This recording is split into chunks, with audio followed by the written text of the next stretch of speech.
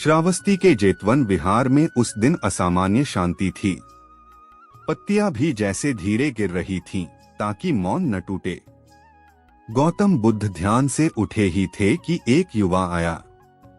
आंखों में विद्रोह, हृदय में पीड़ा और वाणी में प्रश्न। उसका नाम था प्रज्ञात। प्रज्ञात ने बिना प्रणाम किए कहा, क्या ईश्वर है? क्या आत्मा अमर है? क्या मृत्यु के बाद कुछ बचता है? सभागार में सन्नाटा छा गया। भिक्षुओं ने बुद्ध की ओर देखा। बुद्ध चुप रहे।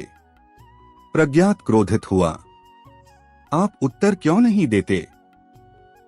लोग कहते हैं आप सब जानते हैं।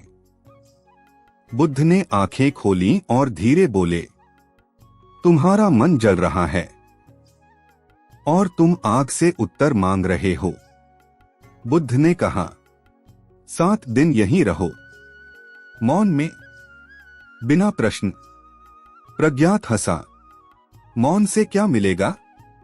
बुद्ध बोले, जो शब्द नहीं दे सकते। पहले दिन प्रज्ञात बेचैन रहा। दूसरे दिन स्मृतियां आईं। तीसरे दिन क्रोध।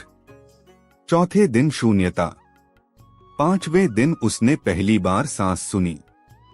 छठे दिन प्रज्ञात रो पड़ा।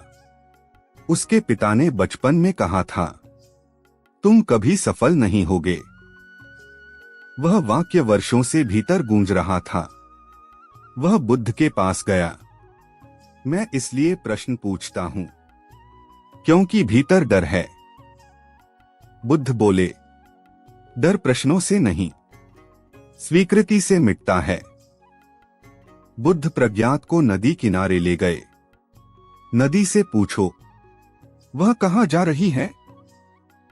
प्रज्ञात बोला, नदी बह रही है। बुद्ध मुस्कुराए, जीवन भी यही है। जब तुम क्यों पूछते हो, तब तुम बहाव रोकते हो। 7वें दिन प्रज्ञात फिर बोला, अब मैं प्रश्न नहीं पूछना चाहता।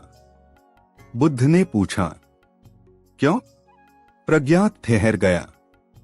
फिर बोला, क्योंकि जो पूछता था वह अब शांत है। बुद्ध ने सिर झुका दिया। प्रज्ञात अब भिक्षु नहीं बना। वह गृहस्थ ही रहा, पर उसका चलना बदल गया, बोलना बदल गया, देखना बदल गया। लोग पूछते, तुम्हारे गुरु ने क्या सिखाया?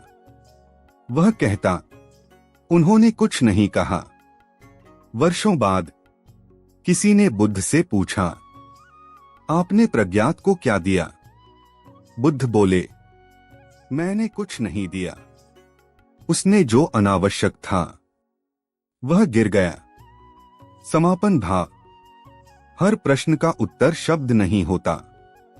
कुछ उत्तर शब्द गिरने के बाद प्रकट होते हैं।